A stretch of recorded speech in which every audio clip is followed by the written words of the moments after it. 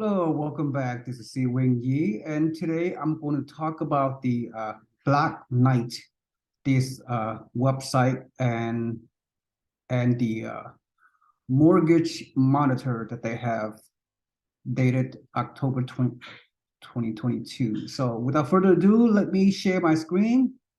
And once again, Black Knight, they have this data, which is I found very interesting, dated October 2022, housing market and equity trends. Let's talk about the equity trends, and we could talk about from the very high level, okay, from a very 20,000 foot high level. Let's talk about the USA, different markets, and see. And also, I'm going to share with you some of my perspective because why?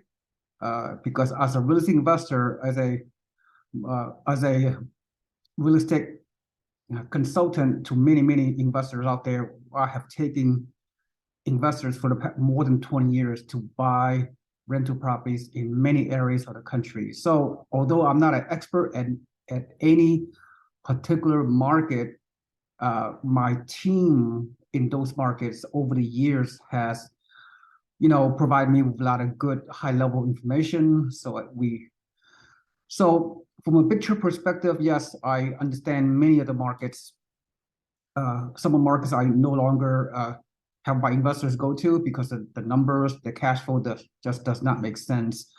But in certain markets like in the Midwest and the South and Southeast, there are some amazing opportunities to buy cash flow rental properties. But you have to find the right market, the right team, the right everything. So it's not as easy as you think. So for the primary home buyers, I mean, you guys have a lot of different options to go with. So, all right. So without further ado, let's go over this chart, which is very interesting. By the way, I'm not going to make this video too long because all the details I will provide for you later on. Once I study this website more, Black Knight and the mortgage monitor, I will moving forward, I will give you more details about some of the data that they provide, which is very interesting. So without further ado, let's go over the change in median home price from the 2022 peak. Now, so this is the pattern of home prices declining from their peak has shifted from west to east, and the chronically unaffordable markets toward pandemic boom time. So yeah, so let me go over that. And let me put up my reading glass. So the changes that I see, the blue color areas is decline from changes from the peak, right? The peak of 2021 last year. The blue box is a slight decline from 0 to 1%, so very modest. And then the what color is this? This color here, orange. This orange color is shows modest decline, anywhere from 1 to 4% decline in home prices, and the red color indicates indicates red flag, strong decline, anywhere from a 3% or more. In a real case, a lot more decline. So let's look at the least amount of decline, no decline of home prices from the peak of 2021 until now, as we move toward the end of 2022 here, December 2022, as I'm recording this. See, the most stabilized market from the whole big picture perspective throughout the nation is clearly in the Midwest. But over here, I only see one blue box, which indicates virtually no decline. But well, there are many submarkets that I'm personally aware of that are not declining whatsoever, and they are locating pretty much in the Midwest. A lot of submarkets, which is not necessarily indicated by these charts here from Black Knight. But yeah, mostly in the Midwest has been very stabilized. It's a boring market. You have not seen any any dramatic changes over the past few years. People are not migrating, not migrating. There are, uh, you know, there are very little exciting stuff going on economically or housing wise in the Midwest. So I'm not saying that's bad. As a matter of fact, many real estate investors from all the country has been focusing for many years now and continue to do so to buy rental properties in the Midwest because of the home prices are so low, and they can cash flow a lot better. So anyway, but yeah, so and then the orange or box are a very modest decline in the past year or so, 1 to 3%, and they are located in Texas, Oklahoma, Missouri, a lot of it in the Midwest, up and down East Coast. The larger metros up and down East Coast have some modest decline, around 5% or less, and then across of Florida as well. All right, and finally, the, the information that a lot of you really want to hear is what areas of the U.S. has shown the largest year-over-year decline from the peak. All right, so, and here it is. Roll the drum, please. Here it is. They are mostly located in the West. All right, but before we go there, yeah, I mean, yeah, really in the West, okay, and of course Austin. Austin has seen skyrocketing home prices like quadruple digit in the past couple of years. Of course, Austin is a pandemic boom town, and now they have gone down in value about 10% throughout 2022 as a result of the interest rate, mortgage rate hike. But don't feel bad for people who bought in Austin in the past 3 years, because those homeowners still have a massive amount of equity, right? They have achieved like 50, 60, 70% appreciation in the past 2 years alone in Austin. And a number of my investors have purchased rental properties in Austin in the past few years, and they have done very well in spite of the 10% price drops in Austin. So the other pandemic boom town that that the mass media has been talking about or Boise, Idaho, right, which is right here. How come they're not listed here? Where's the red arrow down? And then of course, this is Utah, right? Well, somewhere in Utah is a price reduction. Phoenix, Arizona, yes, pandemic boom the bust town, and Las Vegas, pandemic boom the bust, right? And Austin.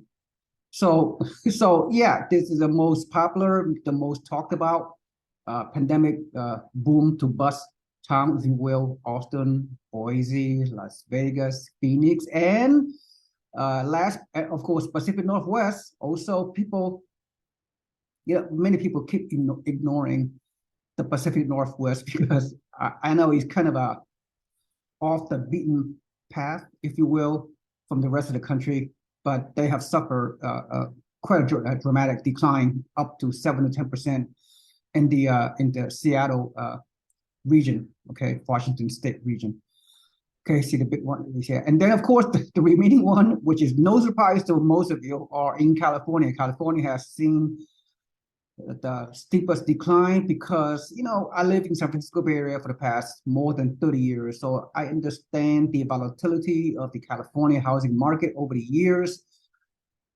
Is boom or bust, but there's a lot of money flowing into California all these years and continue to do so. Yes, we have seen some high-tech layoffs, but the high-tech industry is only around 5% of all of the entire job market, believe it or not. So 5% of the U.S. job market sector are related to high tech. So it's not doom and gloom just because, all the popular high tech companies are doing 5 to 10% layoff recently. But again, It's not doom and gloom, but nevertheless, even before the high-tech layoffs started to occur a few months ago, we have seen some pretty steep price drop in California home prices, but still people have a lot of equity. Okay, don't feel bad for California homeowners. People so far, they still have very high income, obviously, and it's not all high tech in California. All right, I mean, a lot of people have very high income. That's why they're able to afford, average medium home price of about $1 million in California. Well, of course, depending on where. So yeah, so the steepest San Francisco Bay Area price drop up to 10% lately. Price drops, housing reductions in San Francisco Bay Area, San Jose, San Francisco, the East Bay of the Bay Area. So where I live, and also LA. Typically LA, San Diego also have seen 5 to 10% drop, similar to Las Vegas and a few other places. All right. So yeah, so there you go. Let me see what else I can share with you. Changes in medium home prices. Let me see. Yeah, here again, this chart also indicates the markets with the according to Black Knight Home Price Index, markets with the largest decline. As you can see, right, you see 13%, 11%, 9%, 8%. Pretty substantial. San Francisco, San Jose, Seattle, Phoenix, San Diego, Sacramento, Las Vegas, Austin, LA, Denver, Riverside, Portland, Raleigh, Nashville. These over here is okay. Nothing drastic. 5% drop. That's I wouldn't worry about this market of this side. But on this side, the Western region, yes, no surprise there. All right, so I'm not going to spend too much time on this. Let me see. Annual home price growth rate, according to let me share with you. It's not doom and gloom, all right? There's some positivity. Let me share with you some positivity, all right? 4 Florida markets rank highest in terms of annual home price growth rates. By the way, I don't want to toot my own horn, but as a real estate investor, I have guided many real estate investors, mostly from California, to buy out-of-state cash flow properties, and over the years, and I continue to do so, and we have many investors buying in Florida, not just these past few years, but for many years. So I know all about this way before this kind of data. So I'm happy to report that a number of our investors have done very well, because Florida have dominated the top 10 home price growth rates market in the country, not only in the past 2 years, but in the past 20 years. You can make that argument. So let me see what the highlights. Miami continue to lead. Yes, Miami continue to lead with the home prices of more than 20% from last year. Yes, have no price decreases at all. Miami, South Florida specifically. Tampa, yes, in the Gulf Coast of Florida, which, as you can see, Tampa is right here, may be primed for price correction due to growing inventory levels, which have served as a sign of cooling to come for other markets in recent months. Yeah, Tampa, well, we have investors that purchase in Tampa in the past few years, but it has skyrocketed. Tampa is a few years ago, the homes are very affordable, very low. So, and they skyrocketed during the pandemic, but still a good market. Still, the prices are still very low, even though there's some sort of price correction in Tampa. San Jose, where I live, 30 miles away from San Jose, joined San Francisco as the second market to see the price decline on a year-over-year basis. Yes. Sacramento, Seattle, Portland, yes. Decline of at least 5% or more. And pandemic boom to bust town, Austin, Phoenix, price drops, yes. If you look at the recent peak in Austin and Phoenix, about 40%, this is mind-boggling. This is historical price appreciation during the pandemic. So I wouldn't worry for those people that purchase in this area, even with a price drop of 10, maybe even 15% year over year, including coming up next year as well. So let me see, and I'm almost about to conclude this. market with the highest home price growth rate, the top 10. By the way, most of the top 10 is in the Sun Belt, right? West, South, and Southeast. Face it, that's the future of growth for many, many more years to come. The South and Southeast, especially. The West, again, is going through some pretty, corrections. So anyway, the top 10 market with the highest home appreciation is Miami, Tampa, Orlando. The top 4 is in Florida: Miami, Tampa, Orlando, and Jacksonville. Look at this double-digit appreciation rate year over year. And then, of course, Texas also, we have investors in Texas, especially in Austin and San Antonio, some in Dallas, Dallas, San Antonio, Nashville, Atlanta, Charlotte. Yes, we have some investors in Charlotte. So out of the top 10 markets, 8 of these markets, we have teams available on the ground in these markets that are welcoming our out-of-state investors, mainly from California, to buy cash flow homes in still very affordable. So this area will continue to grow. There might be a slight correction, who knows. Markets with the lowest price growth rates, which is, still, 5% growth, appreciation to 0% to minus a little bit. They are ranked number 41 to number 50 with the lowest home price growth are Phoenix, Riverside, Washington, D.C., L.A., Minneapolis, Portland, Seattle, Sacramento, San Jose, San Francisco. So these are expensive markets, relatively speaking, compared to the rest of the U.S. And, we have seen migration patterns of people from California and people from the West moving into Texas and moving to Florida, and people from expensive Northeast, right? New York City, New Jersey, those Boston, those Chicago, Midwest, expensive cities to move into Sun Belt, Florida. They moved to Florida, Texas, North and South Carolina, and Georgia, right? And still affordable. So that's my takeaway. Let me see what else. I think that's about it. In terms of, let me finish up. In terms of share of mortgages with high equity, because of the skyrocketing home prices in the past few years, people have more equity than ever in history, right? So, all right, that's all I have to say. So basically, my takeaway is this: the people that purchase over the past 5 or 10 years, you guys have achieved massive amount of equity, right? And so that's the great thing about buy and hold real estate. Whether you are a primary homeowner or whether you are an investor, you buy for the long term, you invest for the long term, overcome the correction. And then for your new buyers out there, whether you want to buy a primary home or investment property, now I have given you more information, more ammunition for you to make an informed decision as to where you want to move to. So the migration pattern will continue with the remote work, with the Sun Belt states, the low affordability, good population and job growth. Most of them are in South and Southeast. Yes, people in the West. Yes, you have to deal with the price correction as we are going through this very challenging market. But overall, I don't see any doom and gloom. I do not see a realistic crash because the supply of inventory is still very low, historically speaking. The mortgage rate, yes, is right now 6.3%. To me, that's a historical average. It's not that bad, the mortgage rate, although many people may disagree with me.